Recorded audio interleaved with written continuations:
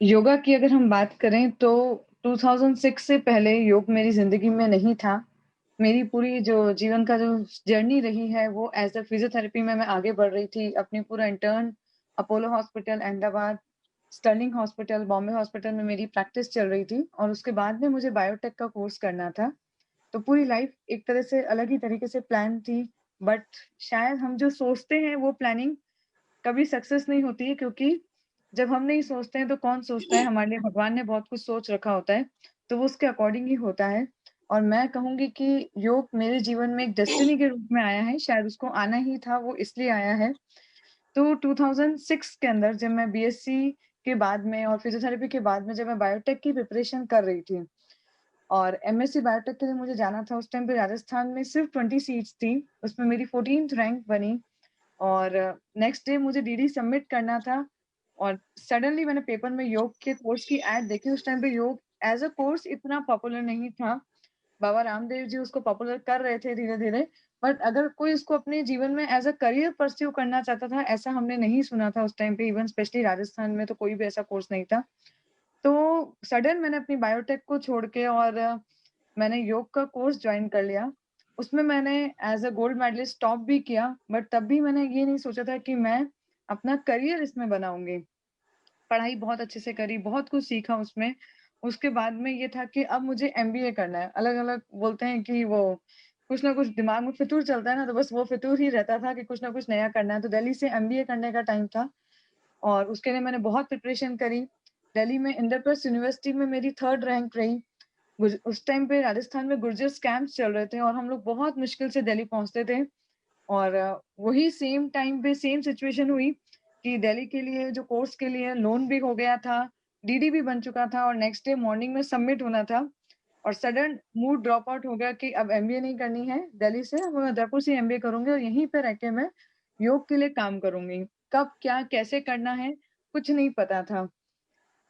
MBA start करा और जो मेरी फर्स्ट अगर मैं क्लास की बात करूँ, तो मैंने as a home class start करी है और वो होम क्लास जो मैंने स्टार्ट करी थी, वो हमारे उदयपुर की प्रिंसेस पद्मजा कुमारी मेवाड़, उनके साथ में मैंने मेरी फर्स्ट होम क्लास स्टार्ट करी थी। तो वो मेरे लिए बहुत बड़ी अच्छी अपॉर्च्युनिटी आई थी कि वो स्विट्ज़रलैंड से आई थी और उनको वहाँ से आते ही एक योग टीचर की रिक्वायरमेंट थी और उन्होंने मुझे अप्रोच किया। तो मेरी जो पहली क्लास रही, वो यहाँ की प्रिंसेस की रही और उसके बाद में जो रॉयल राजपूत, अगर हम राजस्थान, मेवाड़, घराने की जब हम बात करते हैं, तो काफ़ी रॉयल राजपूत फैमिलीज़ यहाँ पे हैं, तो मेरा उनके साथ में कनेक्शन हुआ।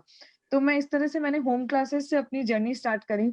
तो धीरे-धीरे मैंने 4 क्लासेस, 5 क्लासेस, 6 क्लासेस इस तरह से अपना काम स्टार्ट किया और फिर हुआ कि अब अपना योग सेंटर ओपन करना चाहिए। कुछ नहीं पता था, एक आंटी मेरे घर पे आई थी, उन्होंने बोला कि मुझे होम क्लास नहीं करनी, मैं तो आपके घर पे आके ही करूँगी। तो वो सिंगल लेडी मेरे घर पे आई, उनको अच्छा लगा, उनके हस्बैंड को अच्छा लगा, फिर वो अपने साथ में 2 जने लेकर आईं। तो हमने अपने रूम से ही अपने योग क्लास की जर्नी को स्टार्ट किया। फिर हमारे घर पे नीचे बेसमेंट बना हुआ है, तो मैंने पापा से बात करी, तो हमने बेसमेंट में अपना योग जर्नी स्टार्ट करी 2009 के अंदर। बट उससे पहले कभी उदयपुर राजस्थान जैसा आप जानते हैं कि इतनी बारिश कभी नहीं होती है, तो कभी हुआ भी नहीं, कोई पानी की प्रॉब्लम कभी नहीं रही। बट योग सेंटर खुलते ही इंद्र भगवान भी बहुत ज़्यादा खुश हुए, तो उन्होंने नेक्स्ट ईयर ही बहुत सारी बारिश कर दी और हमारा पूरा योग सेंटर पानी के अंदर डूब गया।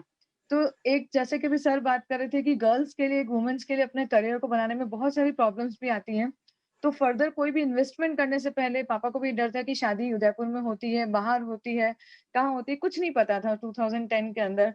लड़का ढूँढ रहे थे, नहीं मिल रहा था, तो इसलिए कुछ पता नहीं चल रहा था कि क्या करना है। तो मम्मी-पापा रोज़ अपना ड्राइंग रूम, लॉबी पूरी रोज़ खाली करते हैं और हम लोग वहाँ पे अपनी क्लासेस को रन करते, कंडक्ट करते हैं। फिर 2011 में मुझे एक हाथ में फ्रैक्चर हो गया और फ्रैक्चर की बात करें तो वो फ्रैक्चर ऐसा था कि वो लीड्स टू सर्जरी और मेरे दोनों हाथों में स्क्रूज़ आ गए थे। बट बोलते हैं ना कि शो मस्ट गो ऑन, तो वो शो मस्ट गो ऑन चलता रहा। मेरे हाथ में 6 मंथ्स तक प्लास्टर रहा। मैं 1 हाथ से गाड़ी भी चलाती, अपनी सेंटर भी सँभालती और अपने जो होम क्लासेस थी वो भी रन कर रही थी। और फिर सडन शादी की भी प्लानिंग हुई, उदयपुर में ही मिल गए और शादी हो गई, तो शादी के बाद भी जर्नी नहीं रुकनी थी। फिर मैंने अपना first centre as a professionally centre मैंने अपने घर पे ही ऊपर पूरा फर्स्ट फ्लोर पे स्टार्ट किया। बोलते हैं ना कि जब तक जीवन में उतार-चढ़ाव नहीं आते हैं, तब तक कुछ जीवन में शायद सक्सेस हमें पता नहीं चलती है।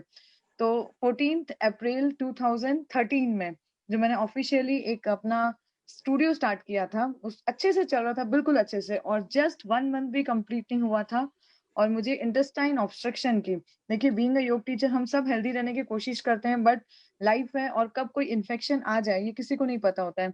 तो सडन मेरी 1 महीने से भी पहले मेरा इंटेस्टाइन ऑब्स्ट्रक्शन की प्रॉब्लम आ गई। मेरी इतनी इंटेस्टाइन पार्ट को कट करना पड़ा और डॉक्टर ने क्लियर मुझे 6 मंथ्स के लिए योग करने के लिए मना कर दिया था कि बिल्कुल योग नहीं करना है। तो जीवन में यही है कि कितनी भी मुश्किलें आएँ, हमारा काम कभी रुकना नहीं चाहिए। तो बिल्कुल, उस टाइम पे मैं अपनी क्लास में ज़रूर बैठती थी, स्टिचेज़ के 15 दिन बाद ही मैंने अपनी क्लास को फिर से स्टार्ट किया था, बट बिना कोई डेमोंस्ट्रेशन के। उस टाइम पे कोई इतने योग टीचर्स अवेलेबल नहीं थे कि मैं कोई स्टूडेंट रख सकूँ वहाँ पे या कोई एक हेल्पिंग हैंड रख सकूँ। तो सिर्फ़ अपनी डेमो से ही मैं अपनी क्लासेस को लेते रही। तो इस तरीके से 3 साल तक सेंटर चलता रहा, बहुत अच्छे से चलता रहा। फिर अपना सेकंड स्टूडियो स्टार्ट किया, फिर थर्ड स्टूडियो स्टार्ट किया। जॉब करने के लिए कभी सोचा नहीं था और ऑफर आया तो पैसिफिक यूनिवर्सिटी जॉइन करी। आज जहाँ मुझे 6 इयर्स हो गए हैं। तो अप्स एंड डाउन तो बहुत सारे आते रहे, कभी हेल्थ पॉइंट ऑफ व्यू से, कभी फैमिली पॉइंट ऑफ व्यू से। बट ये है कि जीवन में हमेशा चलते रहें, चलते रहें, चलते रहें और आप अपनी लाइफ में तब तक आगे नहीं बढ़ सकते हैं जब तक फैमिली का सपोर्ट नहीं होता है।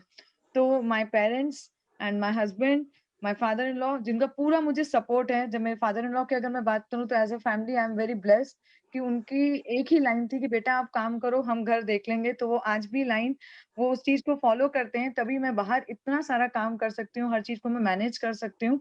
तो उनका पूरा सपोर्ट मिलता है, हस्बैंड का पूरा सपोर्ट मिलता है। तो बट लाइफ में एक चीज़ जो मैंने खुद से सीखी है, कभी-कभी डिप्रेस भी होते हैं कि हम जिनको सिखाते हैं वो हम मतलब हमें कई बार डीमोटिवेट कर देते हैं या बहुत कुछ हो जाता है। तो बस यही है कि अपना बेस्ट करना है, अपने काम में हमेशा ईमानदारी रखनी है। जो आज से 15 साल पहले हम 5 बजे उठते थे, आज भी वही 5 बजे उठते हैं। वही उसी तरीके से, उसी मेहनत से आज भी 15 घंटे काम करते हैं और अगर आप यहाँ से यहाँ पे पहुँचते हो, तो उस चीज़ को कभी मत भूलो और इस जगह पे बना के रखने के लिए अपने आप की कोशिश लगातार आप करते रहो, तभी आप लाइफ में सक्सेस हो सकते हो। तो अपनी लाइफ में एक मोटिवेशन गुरु हमेशा अपने साथ में